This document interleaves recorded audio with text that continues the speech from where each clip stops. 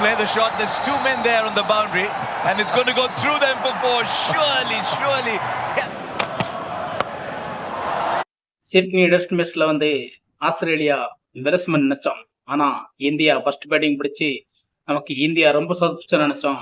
Australia அதை விட சொதப்பிச்சுங்க. ஆனா எப்படியோ இந்தியாவை நெருங்கிட்டது. 4 ரன் லீடிங்ல ஆஸ்திரேலியா அனைத்து விக்கெட்டுகளையும் இழந்தது. செகண்ட் இன்னிங்ஸ் இன்னைக்கே தொடங்கியாச்சு. தொடங்கியும் இந்தியாவுக்கு 6 விக்கெட்டு விழுந்தாச்சு.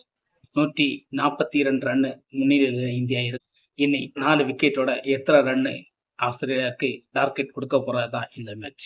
இந்த மேட்ச் இதை விட்டா இந்த சிட்னி மேட்சை இந்தியா ஜெயிக்கிறதுக்கு வேற வாய்ப்பே இல்லை. இது ஒரு சூப்பர் வாய்ப்பு. இந்த மேட்சை இந்தியா ஜெயிக்குமான்னு தான் நம்ம ரசிகர்கள் எல்லாருமே எதிர்பார்ப்போம். அதே போலதான் இந்த மேட்ச் இப்போ வந்திருக்கு.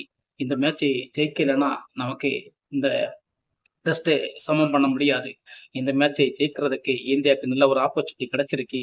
இதை கண்டிப்பாக இந்திய டீம் பயன்படுத்தணும். ஆனா ரிஷப் பண்ட்